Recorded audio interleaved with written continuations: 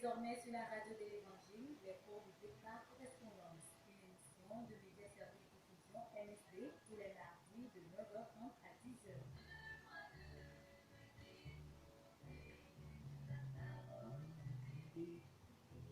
Contact 22 22 51 66 70 41 09 27 99 48 35 45.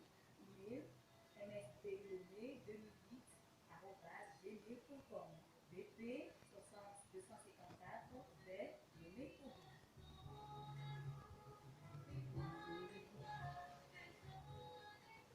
Nítògbè náà mi màbí tó dìnà láwọ èmi á pétọ́ Jésù Kristo pé nǹkan mi.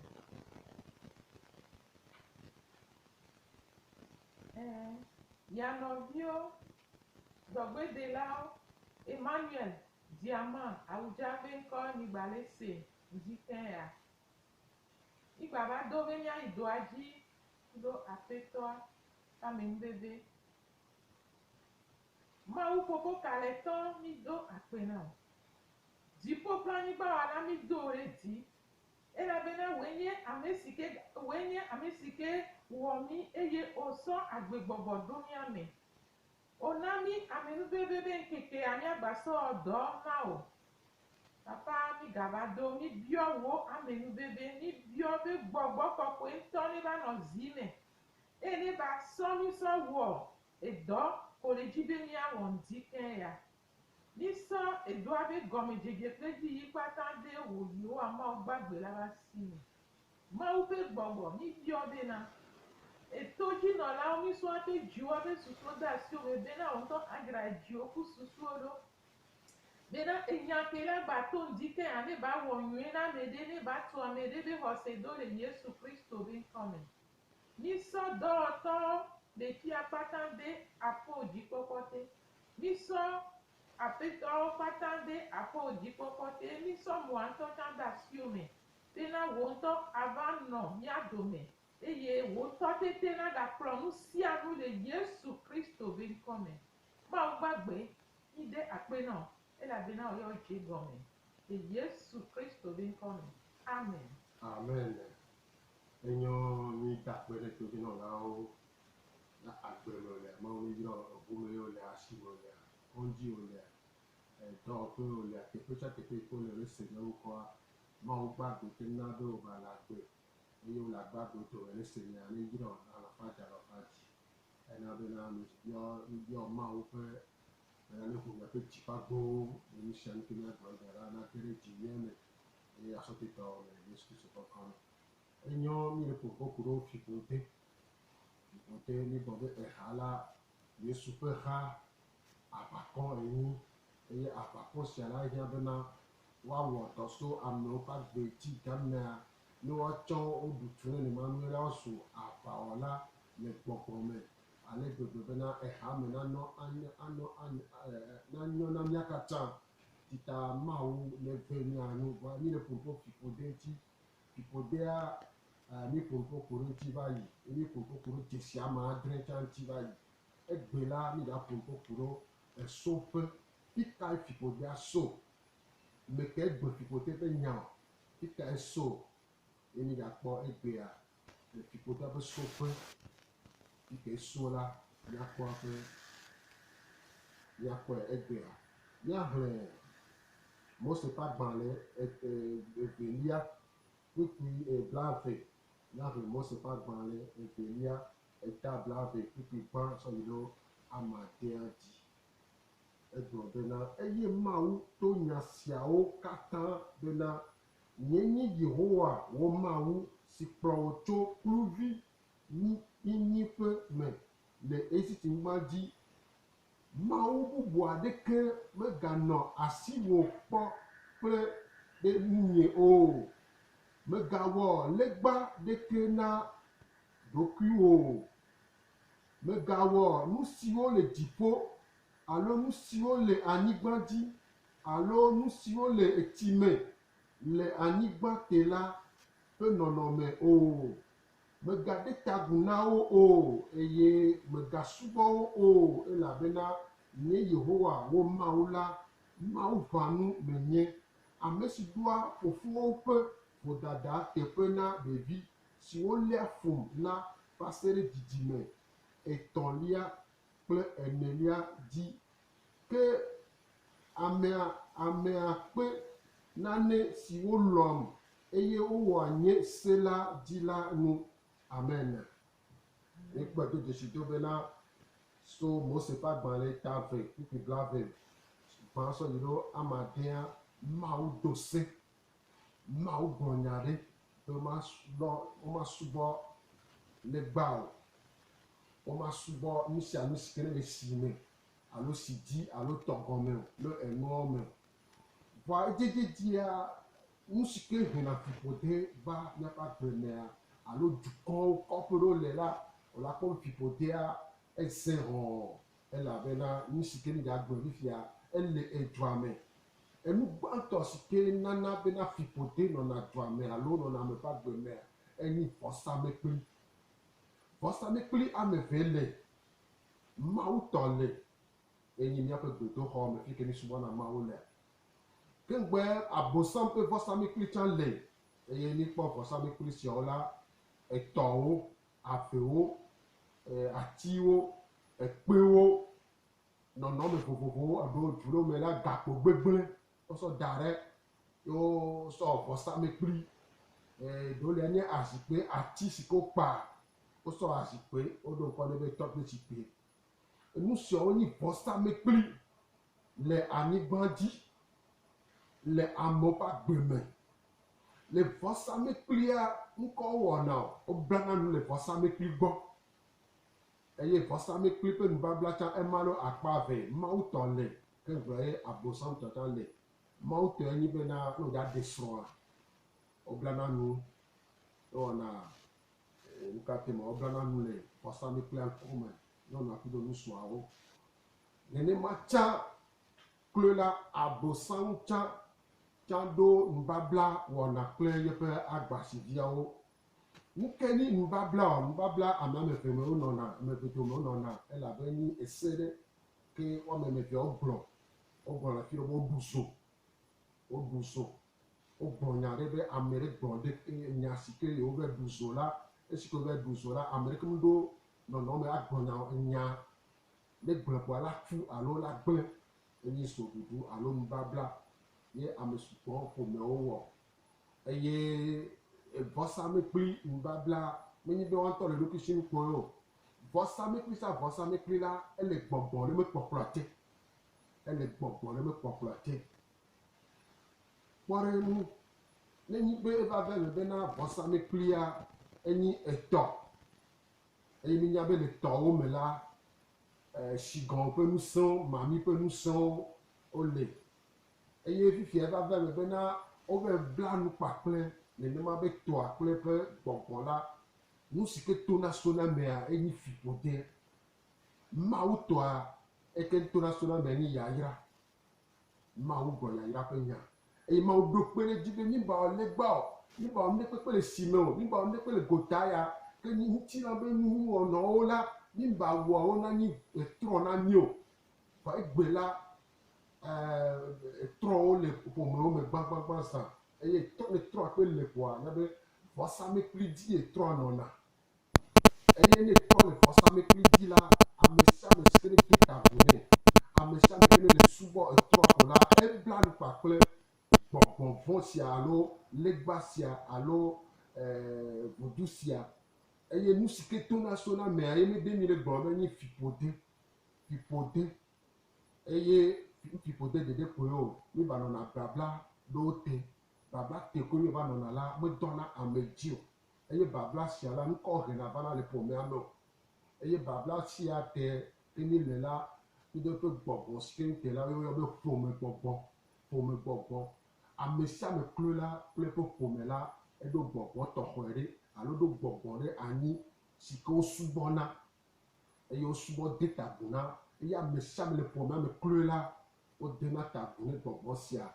Eƒomea me ke ne ɖoe la eɖu zo kpakple gbɔgbɔ sia ale gbegbe bena dzidzime sia dzidzime ke ne kplɔe ɖo la wode tabu nɛ. Ne wogbe tsã womlɔ tsã wode tabu nɛ elabe wokɔ dzi le ƒomea me ko la olè mẹ́fà vantọ́ ọmọ tẹ ti kpó ọmọ tẹ ọ̀nà lẹ kẹ́ o kò dzi le ƒome ame kpó la olè mẹ́ kpɔɖenu mana kpɔɖenu nyɛ nya ƒome mɛ oyɔna ƒome nya bena awudza ya ame sugbɔ nya nu kletɔ awudza sɔsi ko sɔ no le kogologo dzɔ zãna eye le míaƒe ƒome mɛa vɔsamlekpui le míaƒe aƒea me eye woyɔ be tɔgbe zikpui kple ayaze ŋkɔ va to so na me o eye ƒomea makplui ƒomea ame ɖewo sɔ ŋkɔ bubuwo ame ɖewo sɔ awudza ame ɖewo sɔ aƒelete ame ɖewo sɔ kɔwuvi ame ɖewo sɔ awuisi ame ɖewo sɔ ŋkɔ vovovovowo ɖeka koe keke nua ɖeka me ƒomea keke mi le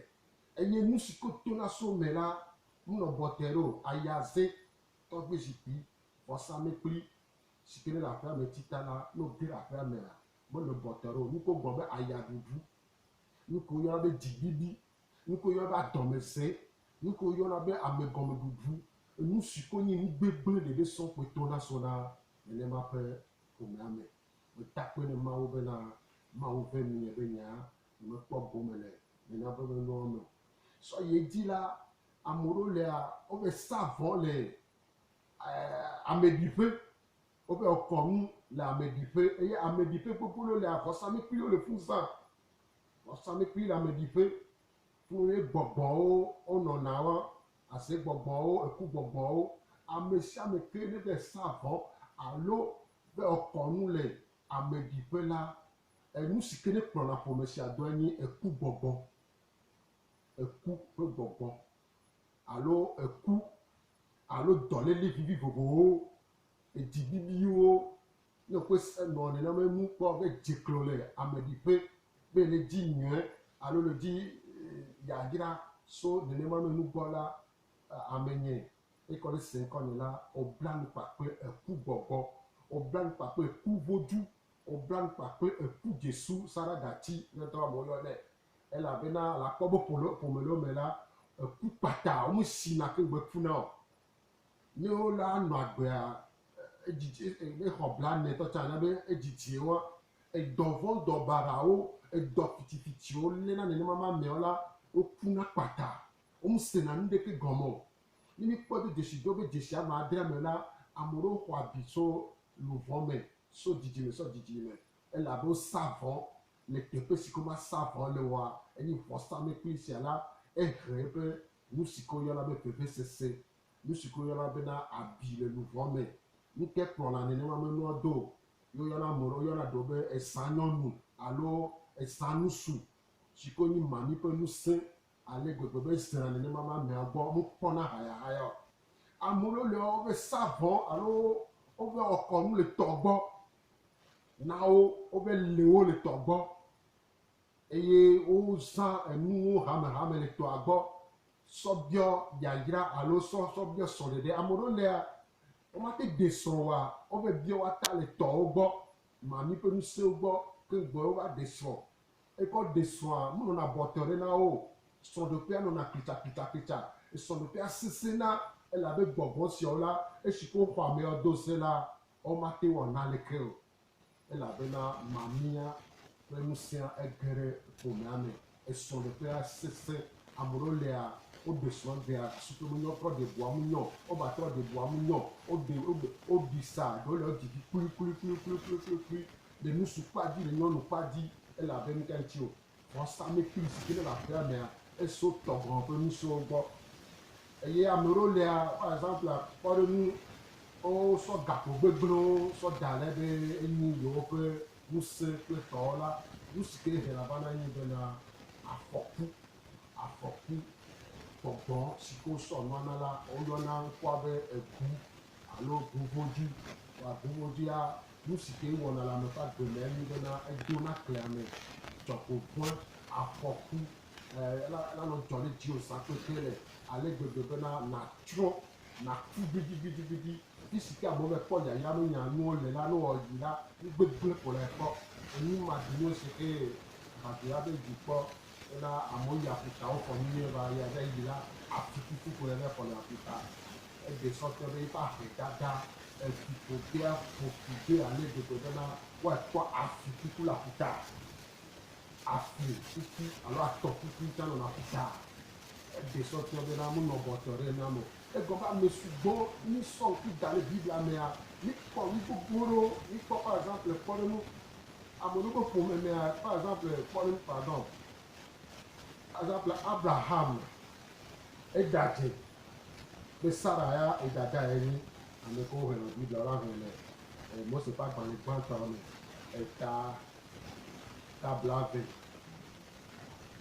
kpukui atɔ̃ sɔyi ɖe evelia sɔyi ɖe etɔ̃lia Mose ƒe agbalẽ tabla ve gbãtɔ tabla ve kpukui eve sɔyi ɖe ame atɔ̃ eye esia tsã va dzɔ ɖo Isaac tsã di pɛpɛpɛpɛ etsa to ne ame ɖe le dua me bena Rebeka la ye dada ye ɖo alo nɔvi ye nu enya kpɔ le Mose ƒe agbalẽ gbã tabla ve ƒe ade kpukui ame ade dzi emisɔ yi dzia Yakobo nunɔbɔtɔ ɖo tsã ne o etsa adzedada ƒe amesese ye nu ale gbegbe bena ne be Mawu ŋusẽkatãtɔ nuva xɔ ne eƒome sia o ne kpɔ be ƒome sia la nukatuma adzedada ele ƒomea me ale gbegbe bena so dzidzime kaka va kɔ ɖe dzidzime tɔ̃lia atiko ɖana Mawu ŋusẽkatãtɔ ye va Yakobo to le enu sia me ye do kɔ ɖe bena Israel eye woxɔ adzedada wɔn le ƒomea si eye kpɔ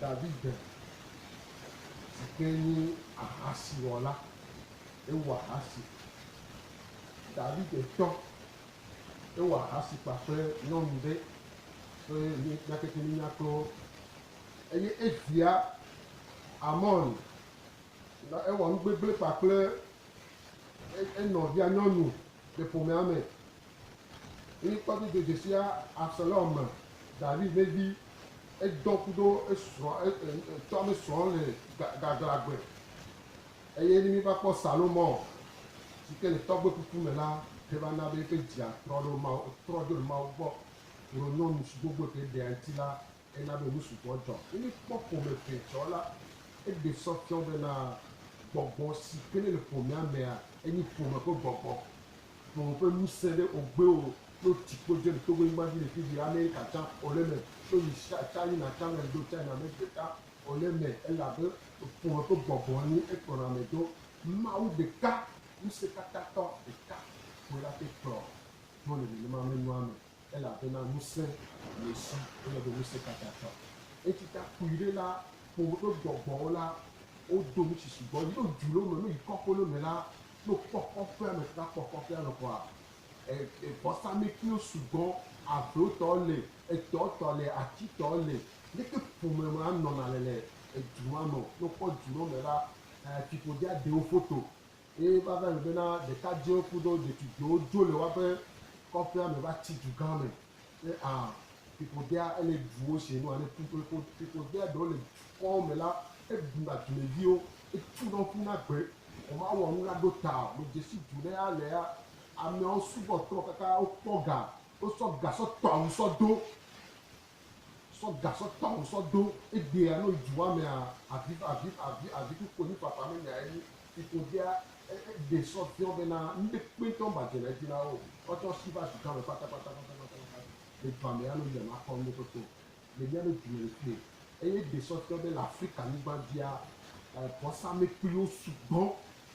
vɔsamlekpuiwo sugbɔ ale gbegbe bena na bena nuwo le sɔ afɔ nuwo le yi dzi nyuie ɖo ŋke ŋuti o gbɔgbɔ sia gblɔ bena ɖe ne wòkpe le subɔ yi koa la yra o yi la do le dzi la wɔ nyuie ɖe egbea la wɔ nyuie ɖe esɔ la nya ke yava biɔ sea ne mo te wɔ etsi tɔ kpɔa ɔdza gɔdoe ena be ame ɖewo lea eye afa xɔ gɛa le vɔsamlekpuia gbɔ la wova zu hunɔ wova zu dukɔnɔ eye nu si ko mu gaba nyi wɔ wova nyi nenema nu no dzi ɖeviwo le nya me eye ku ɖe ame ɖewo ŋuti wole tsikɔ mama ɖewo me eye wosɔ ameviwo da asi kpɔ tsi kpɔ ga kpɔ nɔnɔme nyuie ɖewo kpɔ fiƒodea ege ɖe dzimewo me egbea afi me nya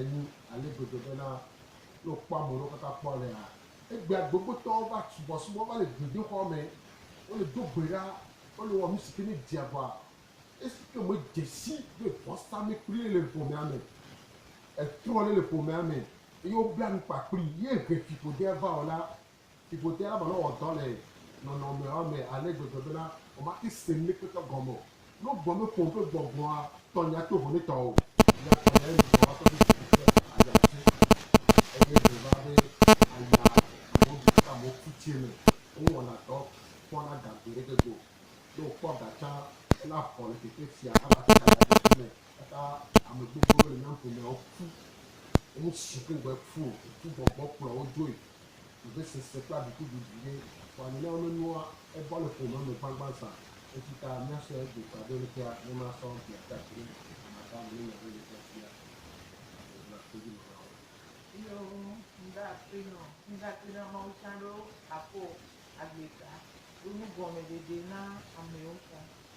Fiƒo ɖe ɖe nya ele dede ɖe nyawo ƒome ɖe kpekpekpea fiƒo ɖe ɖe ekpasawo ɖo ƒome ɖe wa wowɔna vo wola no wɔ vo kaka voa womedona gbɔgbɔnu gbeɖe o wola dze gɔme nyuie ɖe voa womete vɔnɛ nyuie ɖe o yo gbɔna le kpase gbeme be esprit d'achèvement adze gɔme o ma woe nu o munye be ame aɖe dzodro yo ele babla te fiƒo ɖe aɖo kali nɛ yike be va sea edo la ba trɔ va ebe dzɔƒe voa eɖe fu edo wa dɔlele wobe enu ke le gɔme na enu ke le gɔme na tɔgbe zikɔ le kɔ va dike voa enu ke le gɔme nɛ ɔmu nya o ame ke wɔa eku edzo voa ɖeviwo ya kpanya le ko la wɔ wotrɔ dudɔnɔ eku kpata enuwo ke eda wu na ame do ya ne wokpɔa eɖe fu voa mawu ya ame nu de la benyi ti ke de mɔ bena míate ŋkɔ nu le dzia mi da kpe na mawu míabiɔ be ame sia ame ne ma sɔ ŋku sɔ kpɔ ɖe ƒome me esɔ kpɔ etɔ ba gbe me bena ne nu ɖe ku ɖe ŋutia gaƒoƒoa ye ya gbɔ mawu mi yra mi. Nígbà les yédi, nous sommes en train de parler des cours bibliques par correspondance. Nous disons que les cours bibliques par correspondance nous aident à lire continuellement la parole de Dieu, qui nous rappelle les promesses de Dieu et les bénédictions de Dieu qui en découlent. Nous ne pouvons pas accaparer de nos promesses lorsque nous ne les connaissons pas. Lorsque les cours bibliques nous renvoient à la Bible et que nous sommes éclairés, nous découvrons nos promesses et nous allons les réclamer, nous allons les rappeler à Dieu parce que notre Dieu dit qu'il aime ceux qui lui rappellent les choses.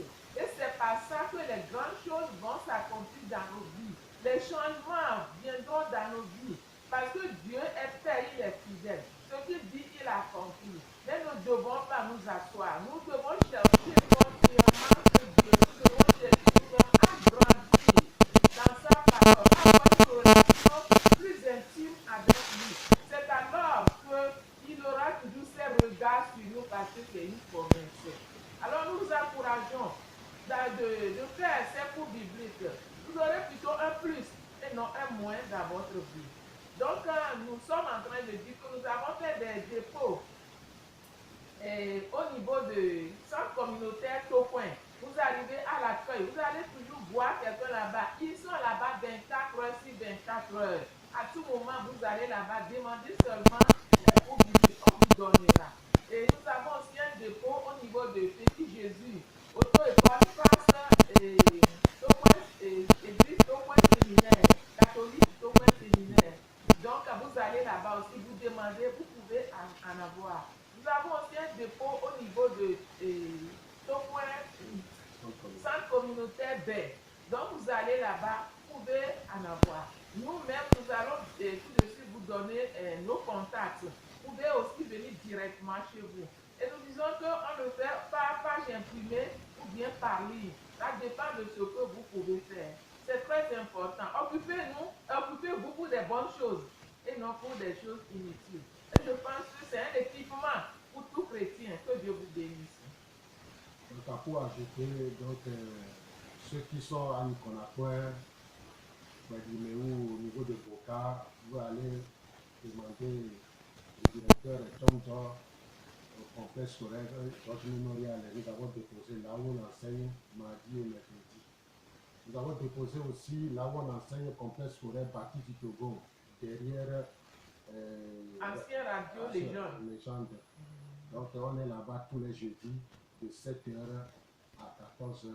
Vous pouvez voir le surveillant, comment on appelle, bon. Aussi, si on n'est pas là, ce lundi jusqu'au vendredi, vous pouvez aller à la collège réclamer au cours biblique par conférence. Maintenant, on est en train de préparer à déposer ça à Agoué, dans la pharmacie d'un ami qui se pharmacie à Donaï. Et vous allez demander Dr Marc. Donc, quand je quitte la radio, cette enseigne, donc j'irai là-bas pour déposer. Donc, tous ceux qui sont à Agoué, ou à Diaglé, cette console, tout ça, vous pouvez aller réclamer ça chez mon ami là-bas et vous l'aurez aussi. Donc, que Dieu vous bénisse. Ceux qui veulent faire ça en ligne, donc www.msd-online.ch pour ceux qui veulent faire ça en ligne à l'internet, www.msd-online.ch. C'est facile. Donc, ceux qui sont habiles à l'informatique, c'est facile. Donc, si tu n'as pas ce genre de choses, tu peux faire ça par la page imprimée ou tu peux écrire et nous envoyer par poste, parce qu'on peut le faire aussi par la poste. Donc, notre boîte postale, c'est 60 254. Notre boîte postale, c'est 60 254. Et quand tu m'écris, on va t'envoyer par la poste aussi, pour que tu arrives à terminer correctement. Que Dieu vous bénisse. Et nous avons dit que les cours bibliques, après avoir terminé les 26 leçons, on a parcouru toute la Bible. Et à la fin, vous avez droit à une Bible qui va vous accompagner, et aussi des livres chrétiens, et que vous allez lire et découvrir encore davantage de bonnes choses. Et vous, après avoir terminé, nous faisons partie d'une même famille que vous pouvez lancer vos requêtes et nous allons prier ensemble pour vous. Merci. Donc, ceux qui aimeraient vous nous appelez 70 41 09 27. 70 41 09 27. Move 99 48 35 45. 99 48 35 45. Ou écrit par email, notre email. Et tu peux aussi écrire par la boîte postale. Et nous allons vous recevoir. Et les cours peuvent aller correctement. Que Dieu soit avec nous. Donc, tu demandes davantage de prier. Amenubena Pofomide Akpenao. Bubiara mi dore di. Yari sikemi vara. Oje gome kudomi. Yo plomi ba se aki. Papa mi so bubunti kokona. Eto si o senya papa mi biobe enyane boagbe o. Ejisi o menya dedera papa. Wonto akọ ya irayeji. Bena nezu. Enu nezu. Musendwa menu. Ne wonwena o. Bena wasa dedeme. Ne wakọ katutukuro gadede. De Yesu Kristo benkone. Papa mi nya bena oya omu bona podo. Nyami to eteluki eboa. Gbogbo kokwe. Oyo le yeji. Ta yeji kudo. Naga dende o gomena o. Naga jira odo. Bena ni garado nisola. Naga yeji. De Yesu Kristo benkone. Amen. Amen.